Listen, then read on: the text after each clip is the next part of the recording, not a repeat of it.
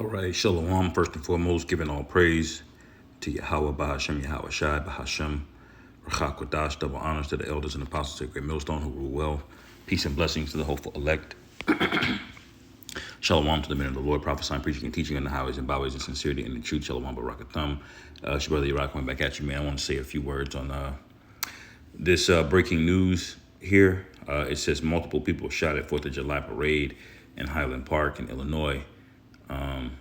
And we know basically at this point that the flip is basically script on the script is basically flipped, Salakia, on this place, because basically every holiday you're starting to see Edomites lose their mind and starting to come back into their true nature. Now, the particular details are not in this post here, but what we know right now is basically this was an Edomite teenager that got up on a rooftop and just started showing you who he really is, man. Now, a lot of these 4th of July celebrations, these are their own people, man. But these are the curses basically flipping on Esau, man. Because the Lord basically said, and I'm going to read it in Ezekiel, about how he's going to judge Esau, Edom.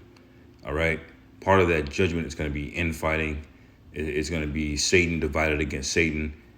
All right. Whether it be philosophical on a political level, or just or physical, man. Physical, actual wars, them going to war with each other, man. You got Europe, because when you think about Esau, man, you can't just look at things in America here, okay, and say that there's a division in America as well, because the Lord has divided Esau on multiple parts, man. He's divided in between NATO and Russia.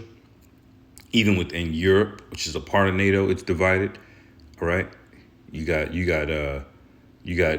Germany having enmity with America, all right, and even within inside of America, you have infighting, man. You got two political parties, you got all types of division that the Lord has basically set up. But this is what the Lord promised this place, man, that He's gonna hit it. He was gonna allow that mass confusion that it caused to be a plague upon itself, man. Essentially, man. All right, and this is a beautiful thing because we're tired, man. What happened right here happens every day to our people in Chicago, man.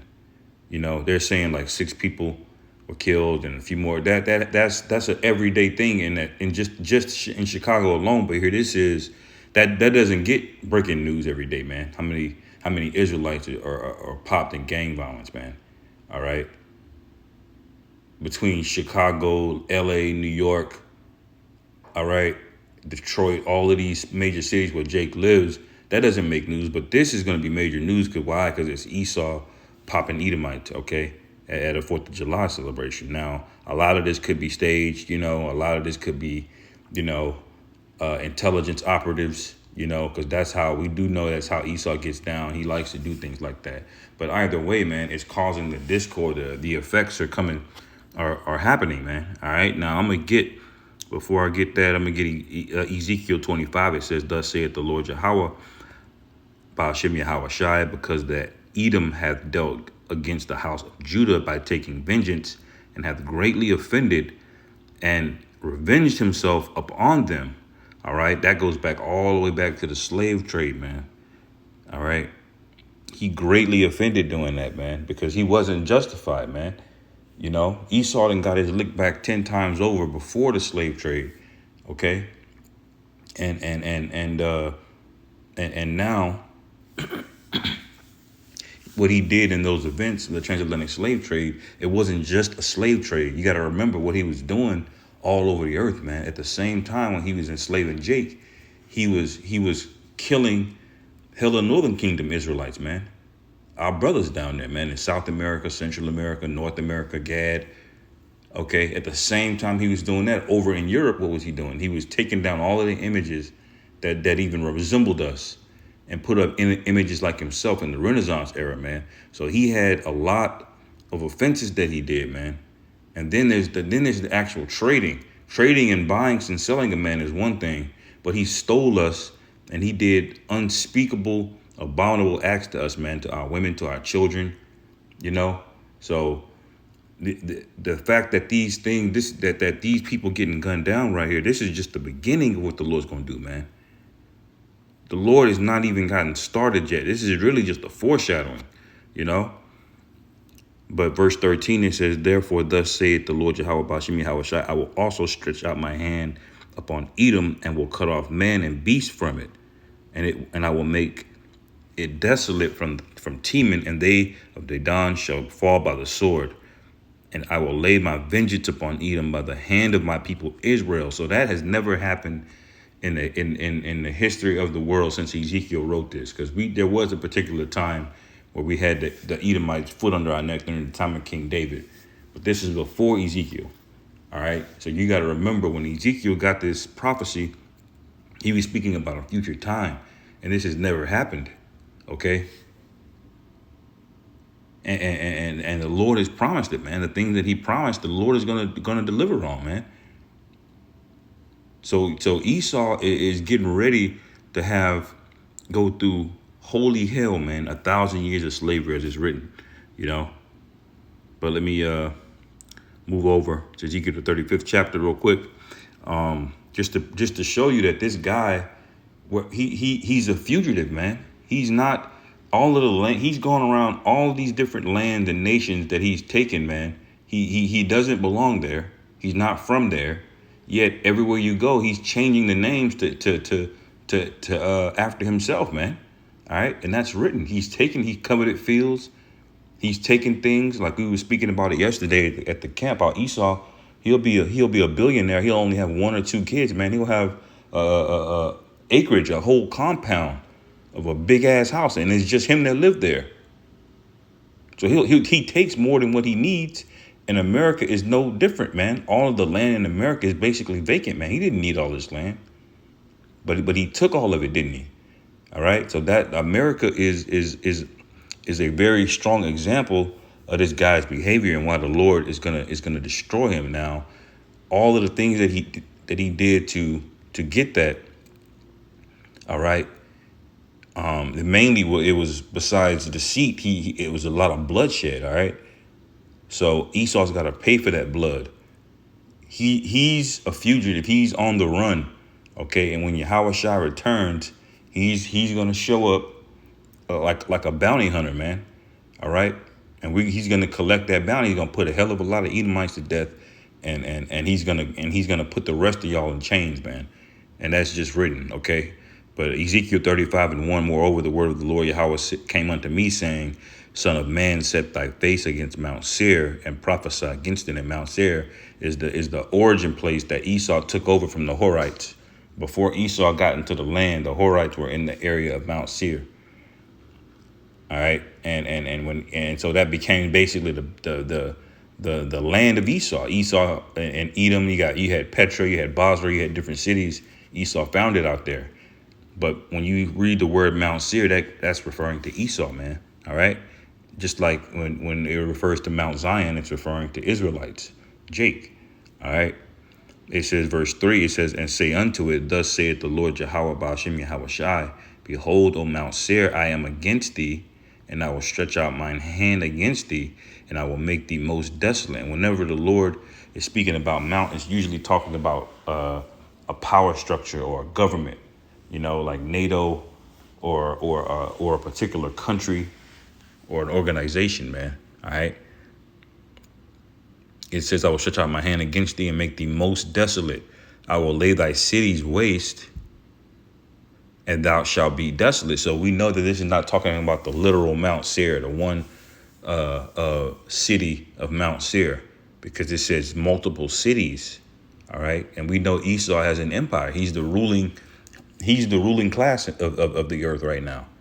OK, it says, and thou shalt be desolate, and thou shalt know that I am the Lord Yahweh, because thou hast had a perpetual hatred. And that's perpetual, man, for over 3,000 years to pass, 3,500, almost 4,000 years, you know, have passed since you completely very arrogantly sold your birthright over a meal. OK. And you've been mad ever since. OK, it says, and And it's in their spirit, man. Even when you read, even when you walk around, you talk to these Edomites. There's Edomites that walk up to us all the time, man. They'll buy us drinks. They're all buddy buddy. They're friendly. I work with a lot of them at work. They cool people for the most part to be around, and honestly, they're a lot more palatable than being around Jake a lot of times. But you got to know it's in their spirit, though. You know, it's in their spirit that hatred, and that's how you know it's spiritual. Because why? Because it's lasted for thousands and thousands of years, man. It's a fire of hatred that's never been put out, man.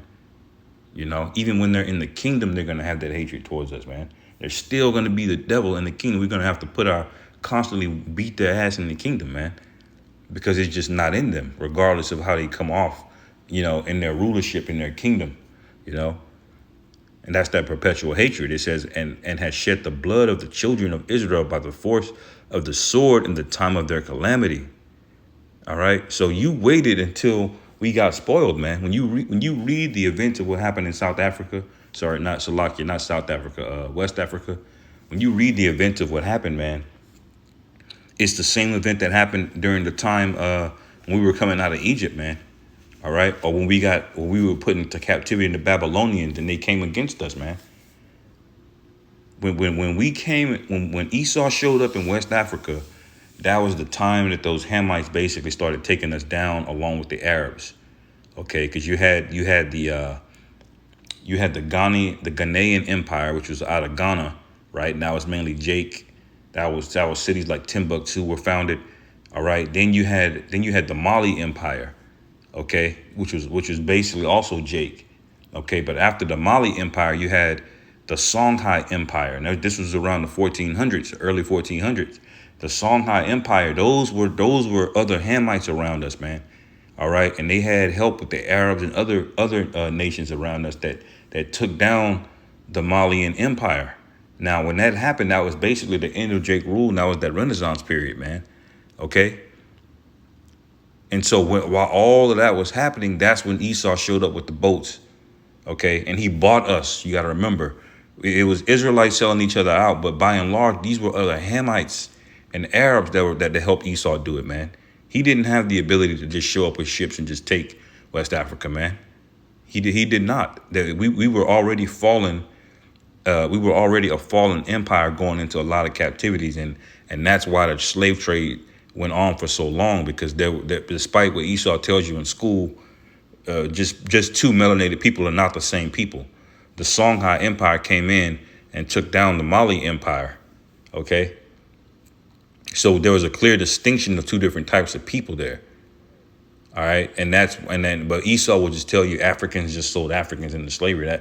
That's not true. You had Jakes that were that always sold each other out. That's always been niggas like that. But for the most part, man, this guy showed up at the end, man. All right, so that was a time of calamity for us when we went down, and this guy showed up, bought us, man, and put more hell on us, man. The scriptures say he furthered the affliction. All right.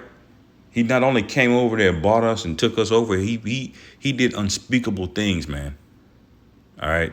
Things he did to us, we won't even be able to do to him in the kingdom, because it would just be going off, man. You know, popping little boys and just all kind of little things, man. You know. But moving on, it says in the time that their iniquity had an end, okay? All right, so he came in that time of our calamity yet again, and this is thousands of years later, brother. So, you know, it's not out of the normal for this God to do this, man. It says, therefore, as I live, saith the Lord Jehovah Bashim Yahweh Shai, I will prepare thee unto blood, and blood shall pursue thee. And that's basically the main point, man, because the blood that's pursuing them now is coming from their own people, okay? And it's not done, man. More blood's going to come from their own people. There's going to be more. Russians are going to put hands on. Other Edomites are going to put hands on other Edomites, man. Lots of blood's going to go down. A lot of the nukes that are going to be fired off. Yeah, you're going to have Iran in the mix and China in the mix, but a lot of these nukes going to come from other Edomite nations, man. All right. That's that. The blood is going to pursue him, man. This guy has gotten everything by blood, deception, and wickedness, man. Witchcraft. And the nations are angry, man. He's not getting away with this. Hell no, man. It says, and blood shall pursue thee. Sit thou hast not hated blood, even blood shall pursue thee. All right. And the whole all Ezekiel 35 is pretty good pertaining to Esau, but I didn't want to make this too long, man. But call Halal Yahweh Bashim Yahweh Shai for judgment just going forth out in the earth every day, and us being in the spirit to be able to see it and see it for what it really is, man. So I'll end it here, brothers. Hopefully this lesson was edifying. Call Halal Yahweh Bahashim Yahweh Shai Bahashem Rachal Kadashwa Abba Baba and Shalom.